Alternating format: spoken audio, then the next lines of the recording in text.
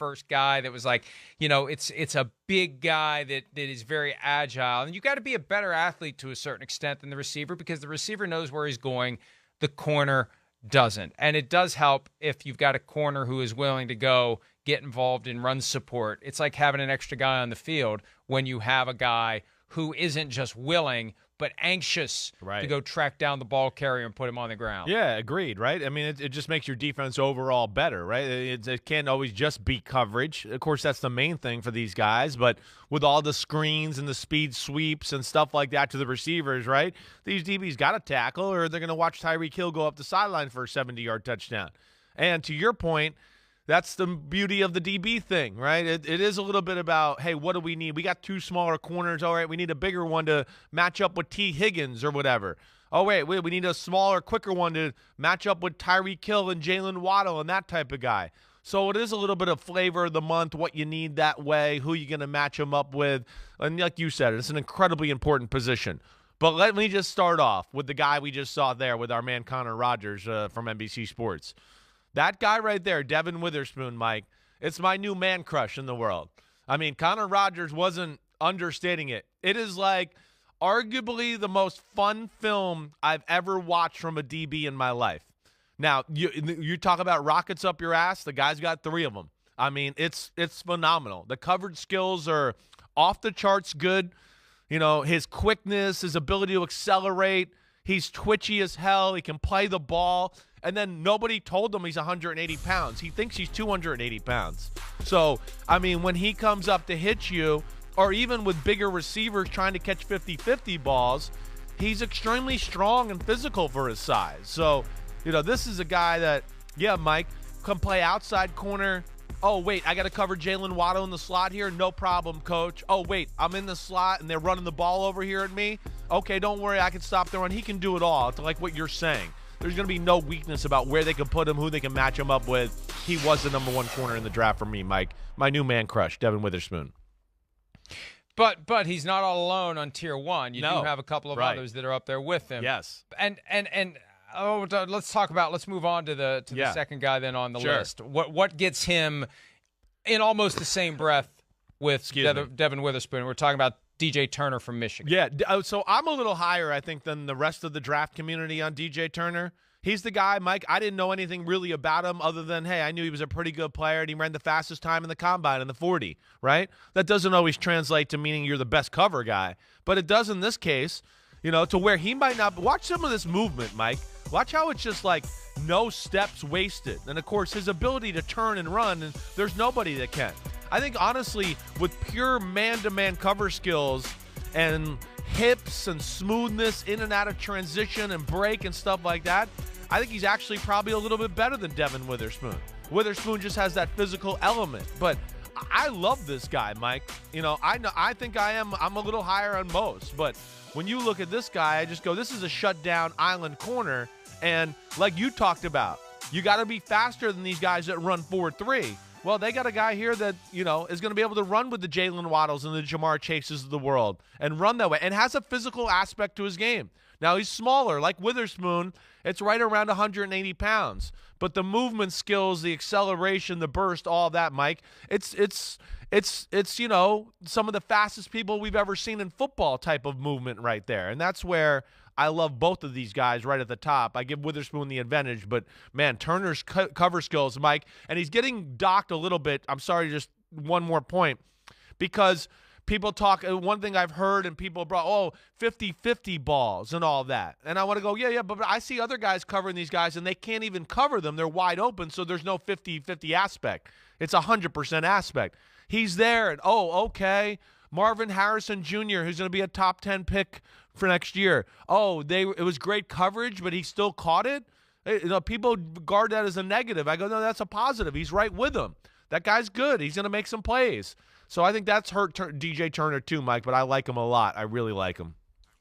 And when you see him move like he does, that acceleration in closed spaces like that, change of direction, that is what's critical, because if the receiver gets a step on you, you need to have the ability to close the gap. Right. I got beat at the line of scrimmage, but I was able to close the gap. I was able to recover when he zigged. I thought he was going to zag, so I re-zigged and I caught up with him. And you're right.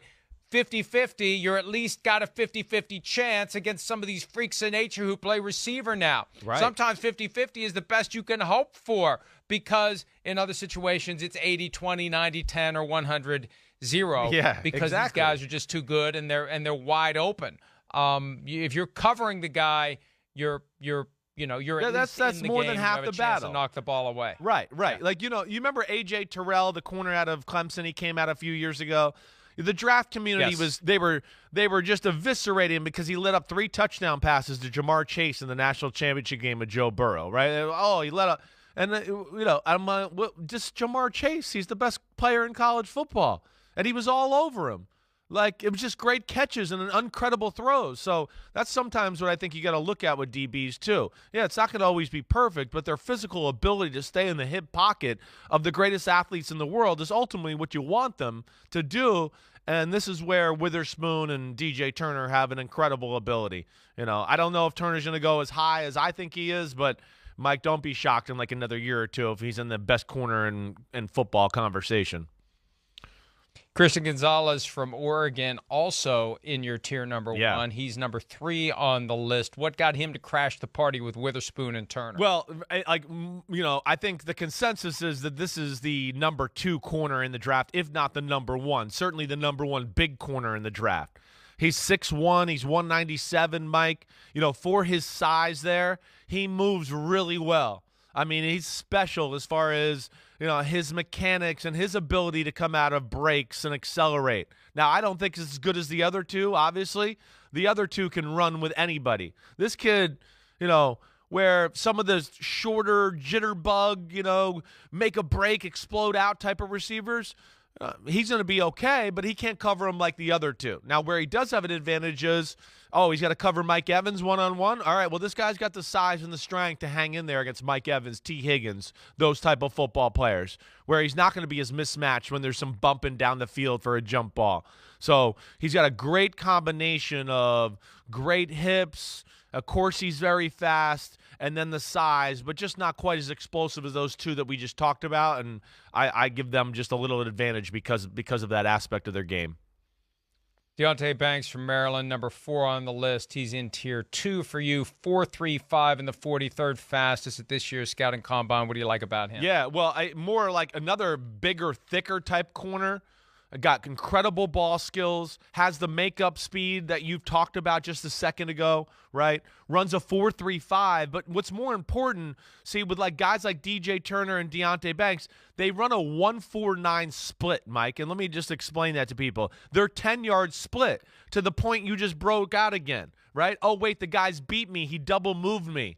Now I got to restart and go. Their ability to reaccelerate and get to top-end speed is special. And this Banks kid's special in that department, let alone he's like in between Gonzalez and the other guys size-wise, and he plays the ball really well. Mike, I think most of the NFL community, it's going to be Witherspoon, Gonzalez, Deonte Banks. Those are going to be the 3 corners you're going to see come off the board first. I just think DJ Turner needs to be in that conversation. But like I said, obviously I'm in the minority. But, man, hell of a player in this Deonte Banks out of Maryland.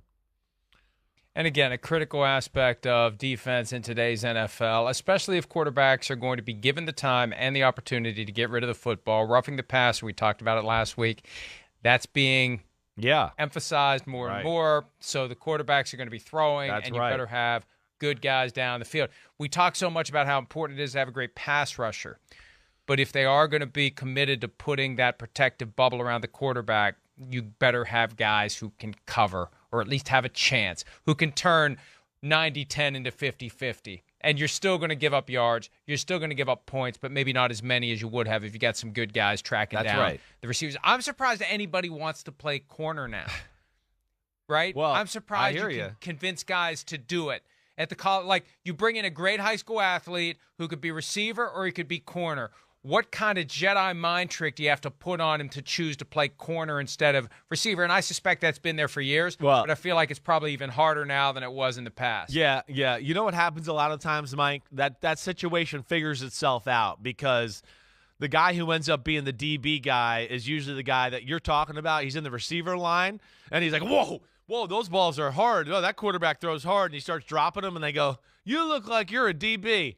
And that's usually how they end up over there. It's the guy, the receiver, a lot of times it doesn't maybe have, some of the hand-eye ability, right? They're a little more, hey, just pure explosive strength, that kind of guy. That's the DB in the NFL, Mike. And the other aspect you got to talk about with DBs, it's probably one of the most mentally strong people or group of people you're going to come across in sports. Think about it. I mean, for the most part, they're only on highlights if they're getting burned for touchdowns. It's the only time we talk to them a lot of the times. They got to cover the greatest athletes on the planet. They're going to give up catches like you talked about, and they got to be able to just go, okay, so what? Next play, let me get in his face and play him man-to-man again.